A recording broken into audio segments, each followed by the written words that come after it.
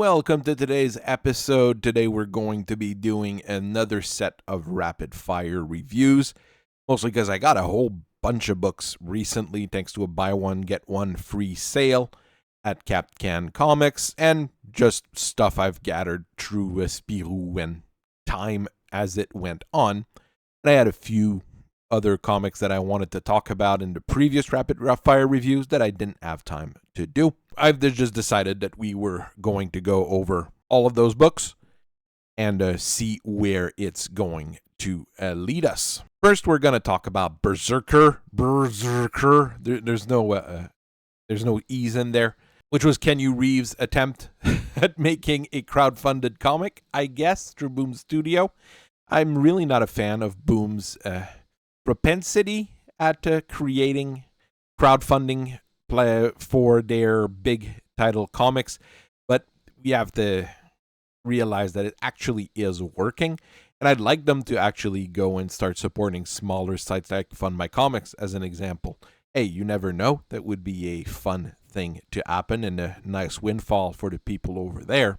So BRSRKR is basically the story of an immortal super warrior that's being currently tested on and investigated by the government, while also working as a special forces tactical nuclear warhead. Basically, he can take out just about anybody and never dies, so it kind of helps. This is basically Kenny Reeves' attempt to pitch a series with him as a hero. I mean, he's got John Wick going on right now, so I'm not sure he'd really need something like BRSRKR as a side gig, but you never know, and it could work. I'm not sure how, but it's a bit of a tough sell, I would say, to a lot of studios, but I'm pretty sure he'd be able to get that moving even without a comic book. I'm missing the last trade paperback of the first part of BRSRKR. There's a new part that's ongoing right now. I might look into it. It's not on the top of my priority, and it's not something that I'm 100% willing to review because it's kind of dated already, and it's not a story that I see a lot of teams and things that I want to really discuss about it. Would I recommend it? Well, yeah, it's fun. But I'm somewhat tired of the hyper-violent and gory stuff in modern comics. I'd like things to be a little bit lighthearted every once in a while. So it's really up to you for that one. And I know a lot of people have already gotten it. Next up, we're going to talk about No One. It's a bit of a weird series that's linked in with a podcast managed by Patton Oswalt. The whole situation is a bit weird. I haven't actually listened to the podcast because I'm not interested enough with what I get in the books to get into whatever side media they have for it. Basically, No One is apparently a serial killer in Pennsylvania. He's called the accountability killer, and some people die, and we're not sure why because nothing is really well explained, but we get a lot of interpersonal discussion and talks between the characters. It's really lame. Honestly, in 5 volumes, there's one cool action scene. The rest of it is literally that. People walking around talking and trying to investigate the crimes, but not really, but kind of, and talking about journalism and how cool journalists are. It really doesn't work. I'm already committed to it. I've already ordered the entire series. It's 10 books. So the whole thing is going to be in my collection. It's not something that I plan to review unless the ending is fantastic, which I seriously doubt at this point. I mean, the whole crux of the thing is college football and problems surrounding it, including pay to play. I mean, is it something that I would recommend? Maybe. I think it's supposed to be part of another universe in Image from some of those people. It sold fairly well. The first few issues went to at least 4 printing. I honestly don't know with this particular book. Weird complaint on this side. It's got pretty boring lettering. Even the tagline / branding is lame. This is basically how I would define this book, just as absolutely lame. Going down the hopper, we've got Fire and Ice, Welcome to Smallville. Basically two C-tier characters in the DC universe being sent to Smallville because they've been having some issues and getting into fights they shouldn't have been. And they have relationship differences and problems while they get to Smallville and talk to Ma Kent. Honestly, it is terrible. The art is really subpar. I would say the writing is even worse. It's really not worth the paper it's written on, to be honest. Definitely not something that I will finish. The only way I'll ever review that book is if people ask me nicely. The less we talk about this, the better our lives are. In the same line, we've got Dawn of DC Cyborg, which is Cyborg. Dad just died, and he's actually possessing his spirit is possessing an AI, or he's uploaded his brain into an AI. Cyborg is having issues with his dad because, when your dad saves your life, even though you end up being a cyborg, it's a big issue. There's apparently all sorts of other things going on in there, but after 2 issues, I just couldn't be bothered anymore. Honestly, I don't have any desire to finish going through this. It is not worth my breath to review it. Cyborg is not a main character. He's actually not even a main attraction. I have no idea why they added him to the Justice League as a big, important character. Well, we all know why they did that, but we can't say it out loud. The only way I would really recommend it is if you're a huge fan of Cyborg. But if you're a huge fan of Cyborg, you're probably better off reading the Titans comics anyways. If you're anybody that's normal or that doesn't have a whole lot of time to waste, just don't bother with this book.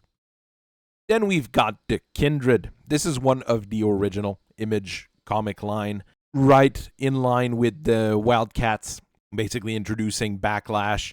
It's a really fun book, even though it kind of falls a little bit weird if you start reading Wildcats trying to figure out when this series actually occurs.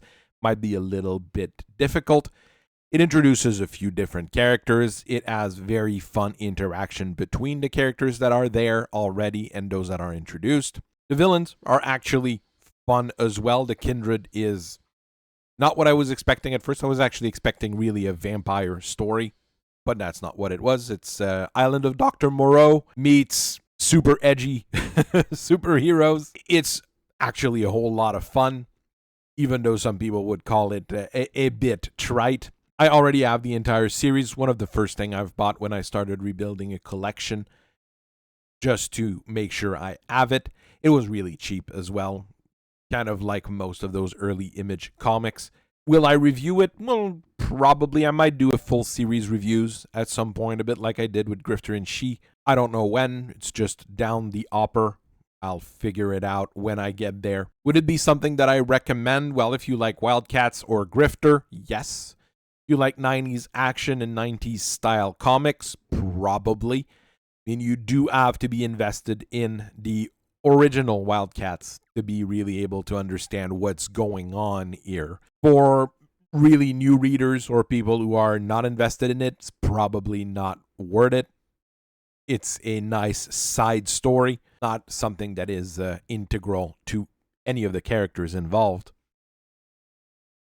Let's go back to Bande Dessinee for a little bit here with something that's actually brand new, Kyle Travel, which is a fake manga from Marco Russo, Alessio Zono, an Italian team, being published by Dupuis. Like most of those fake mangas from France, it really doesn't work because it doesn't follow the rules and laws of manga, especially in terms of pacing and in terms of formatting. Having this art style doesn't guarantee success, and having this art style doesn't guarantee that the story is going to work better if you try to make it work how you want.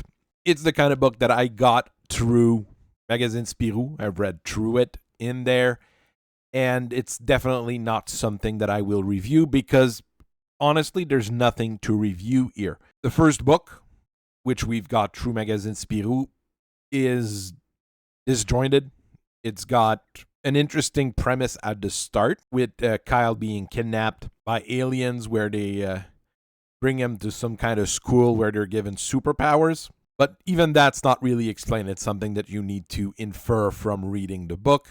The whole school setting doesn't quite work. The characters in the school setting, they try to go with manga archetypes and they don't work because our main character is absolutely lame as well.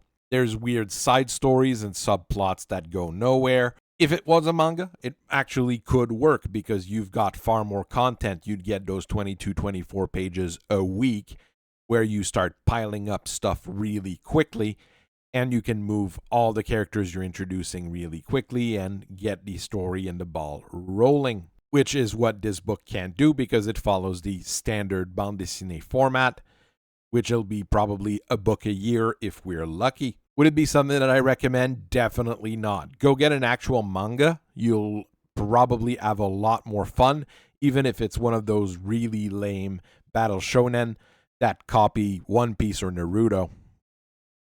Let's talk about a big one now, Titan's Comic current run of Conan the Barbarian. This is actually really top-notch in terms of the story. It's a little bit out of my comfort zone when dealing with Conan. It's a little bit too supernatural, but it still works really well, and it still functions within the realm of the Conan mythos. Yes, we're dealing with basically a zombie invasion and a whole lot of fighting, but that's what we like about Conan. It doesn't need to be super complicated, and the dialogue and the script itself for this is very, very close to something you would have from Howard, which is very, very fun to deal with. This is the kind of book that I'm expecting every month, and I really need to try to get my hands on the different books. It's actually a little bit difficult. Some local stores don't have them. Even some online people are of fairly limited stock. You kind of need to hurry to get them. I would probably review it arc per arc like I would normally do with Conan stories, or if I were to discuss Conan stories. So I'm thinking the first arc is going to be 4 books, so maybe like in a month or two, I might do the review of this. Might sound a bit late, but kind of what I do for longer reviews. And this is the thing that I strongly recommend to anybody who likes Conan, who likes fantasy and kind of a grittier fantasy than what we sometimes have nowadays. A really good addition to any collection. Another thing that I've got through Magazine Spirou is Elliot au collège. Here you have to think that, or remember that collège in France is middle school in the US. It's basically a good version of Big Mouth. Not quite, but we're dealing with a young kid who's extremely nervous and extremely anxious, and he can see a monster next to him, which is a representation of his anxiety. He has to deal with his friends and the people at his school. It's got nothing supernatural, nothing magical, nothing unusual. Not very close to manga because it doesn't have that humor which you normally have in those school days manga. It is a fairly reflexive piece, and it's not something that I would generally review either. It just doesn't catch my attention all that well, but I can understand why some people would really like it. There's some of the stories, especially some of the specials. There was a special in a recent Spirou where Elliot went on a vacation and he helped out a sick and almost disabled kid. That was fairly heartwarming. That was fairly cute. But really, in the end, there's better mangas with similar teams out there. We'll see one in a little bit as an example. It's what you would expect. There's not that many volumes of this out yet. I don't know if it's going to last for very long. And one other thing I can say as well is that the lettering in this is awful. It's all using a like fake cursive kind of writing. Even though I'm used to reading and writing in cursive, I have a hard time reading through it because it just doesn't match well with what we want to read. A bit of an unusual bird. Let's discuss some Mark Millar now that we've gone through this. The Ambassadors is what came up from Mark at the start of this year. and it's honestly one of the better book that I've seen this year. Really, I'm waiting for part 2 because I know it's going to come. That's just the way Millar works. I would much prefer if he actually add this as an ongoing and a running series because it would actually work.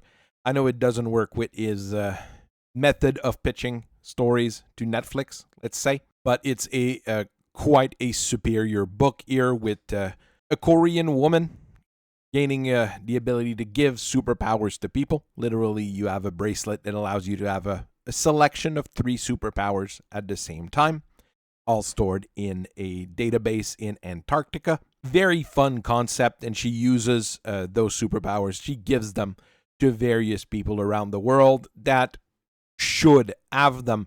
Basically, she's not looking for rich people. She's not looking for skilled people. She's not looking for the best of the best. She's looking for people with strong moral characters.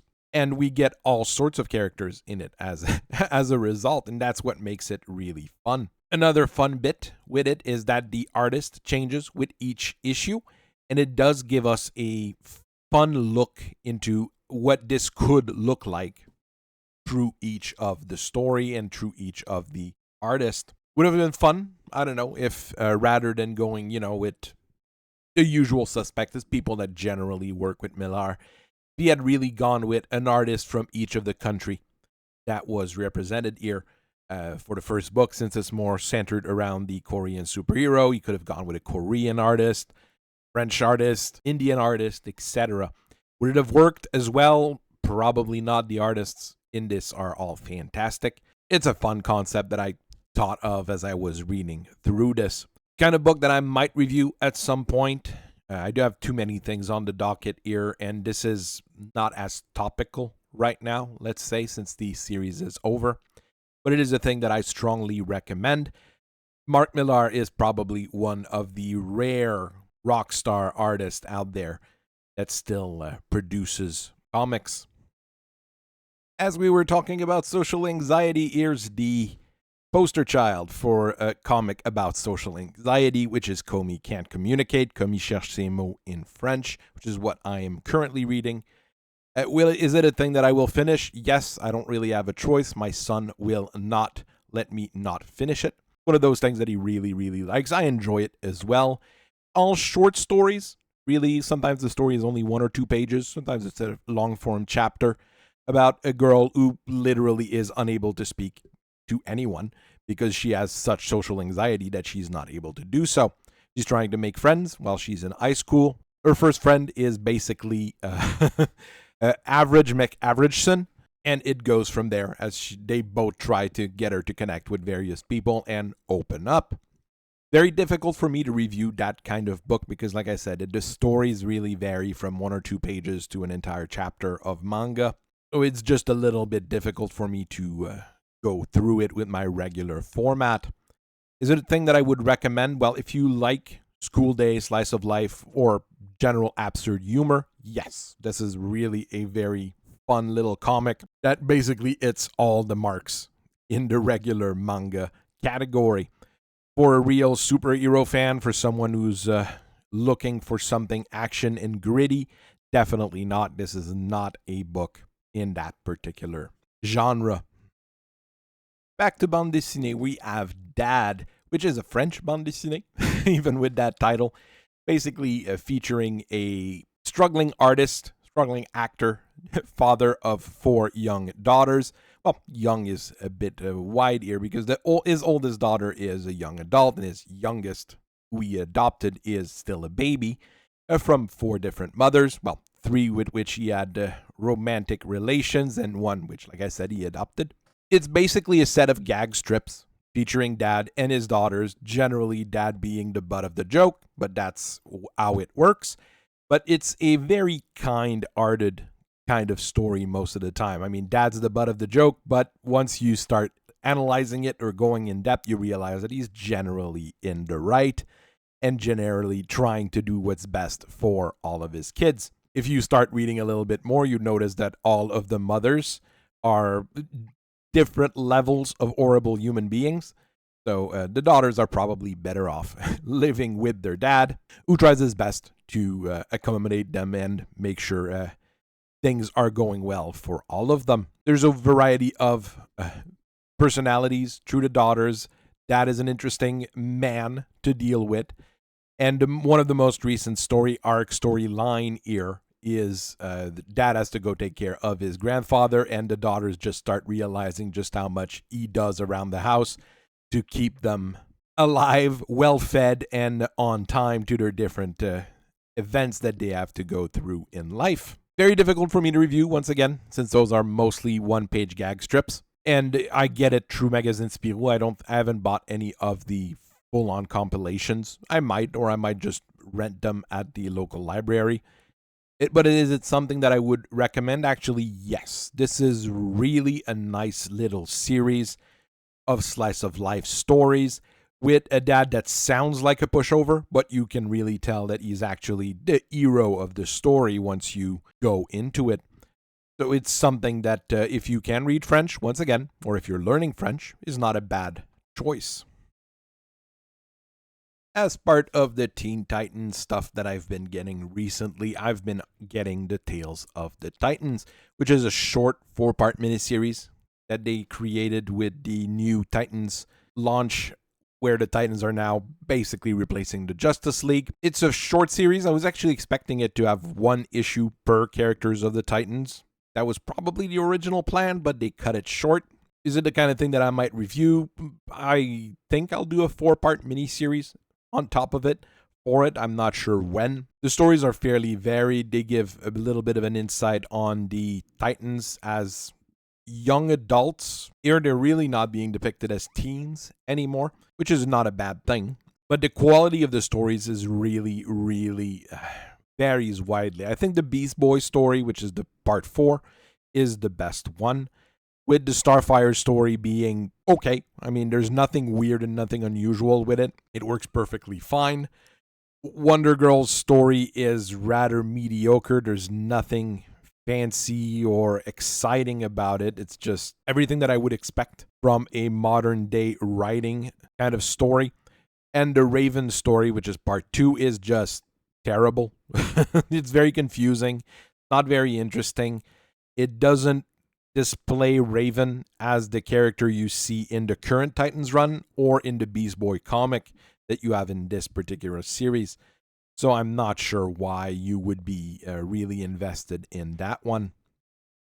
Finally, we're going to look at Green Lantern War Journal. This is another series I've committed to finish. It's a 6-part series, and it's already all on my pull list, and I'm perfectly okay with it, even though I'm not the biggest fan of it, I'll be honest. John Stewart is the greatest Green Lantern that ever Green Lanterned, because he doesn't need a ring anymore, and he's got such a great attitude as an engineer, which is because he is great. That's basically what this book is about on the back end. On the front end, basically a creature from a trans-dimensional plane comes to DC Earth 1 and starts causing trouble and tries to get back at John Stewart, who is obviously the god of Green Lanterns on that other universe. It's not something that I will review. I don't think it's worth about 4 hours of work per issue, because the art is really, really subpar. I'm not sure why, because normally they do get decent people to do these Green Lantern runs. The story, on the other hand, is actually quite good if you take out all the intersectionality and the black power from it. I mean, Green Lantern doesn't need anything fancy, and John Stewart doesn't need any more back padding and any more people trying to say that he's the best in the world. He was able to represent the Green Lanterns in a great way throughout his various presences in the past. He was one of the most interesting characters in the Justice League TV series, as an example. So I'm honestly not sure why they are trying to push him so much here, especially as the Al Jordan series that they have going on the other side is really interesting and actually quite heartwarming. So that's my set of reviews for Rapid Fire this time. I hope you guys enjoyed it, and I hope you guys maybe grab one of those books at some point. And as usual, keep on reading comics, keep on enjoying them. I'll keep analyzing and reviewing them, and I'll see you guys later. Bye-bye.